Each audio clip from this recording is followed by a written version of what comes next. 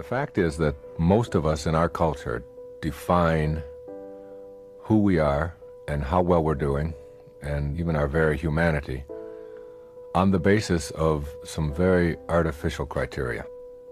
Those criteria, most of the time, are considered by people in our culture to be the ultimate. And they are things like success. How much success do I have? That is, how much money am I making? How much stuff comes into my life? How many accumulations am I able to get? And there's certainly nothing wrong with that. But as a criteria for your very humanity, it's a very low point. It's a very shallow place to determine whether or not you're living the kind of life that you're capable of living. Another one is performance, which we tend to laud in our culture and to almost worship. I'm number one.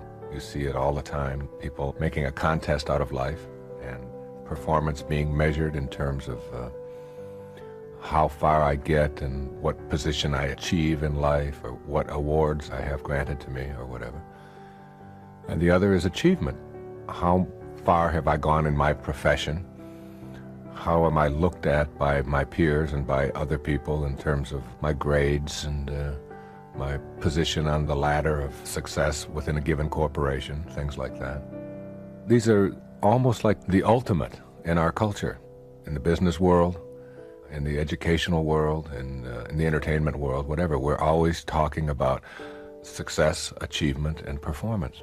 After you live this life for a while and you find yourself achieving a lot of things and performing at a very high level, and being labeled a success by all of the external standards, you soon discover that there's an emptiness to that there's more to life than just being able to do that. That emptiness and that shallow feeling, and that it's just sort of almost like a selfish pursuit of gratifying one's ego and proving that we can accumulate as much stuff as we can, and success isn't any longer measured in terms of how we serve others, but in terms of how much I get for myself.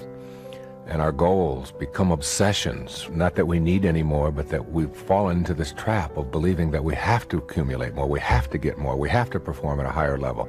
If we win the championship, that's great, but how about doing it 2 times in a row? Nobody's ever done that before. And if we do it twice in a row, well, now we've got to do it 3 times in a row. And now we have to do it by shutting out our opponents completely. They can never get a point. And we are constantly looking outside of ourselves for these kinds of almost artificial ways of defining ourselves as human beings. And when you get trapped into that, you find that there's a lack of a sense of fulfillment.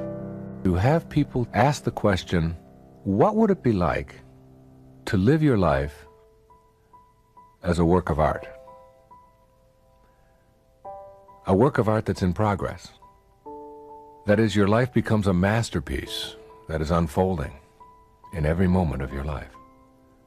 Instead of looking at it in terms of how much can I get or how far can I go, begin to see that, all right, yes, I am capable of lots and lots of wonderful things, and I have accumulated a lot of things, and I've achieved at a very high level, and I'm performing very well, but I want to take a different perspective on what my life is. And I want to begin to see my life as this fabulous work of art, that I can shape it and shade it and mold it into whatever it is that I think would be the absolute ideal for my contribution while I'm here on this planet, for the actual unfolding of my humanity. And if you were to ask anybody, what is it that you would really like to have said about yourself, whose life would you look at and say, this is what I would like to have been said about me? Or this is the masterpiece that I would like my life to be. Would it be about how much stuff did I get? Or how big was my bank account? Or how fast did I run? Or how quickly did I get there? Or who did I beat in the process? For some, it might be, and that might be very satisfying. But on a very high, a much higher level than that, success and performance and achievement, those are the kinds of things that begin to matter less and less. And they show up more and more in your life when you find yourself getting more tuned into something much beyond all of that.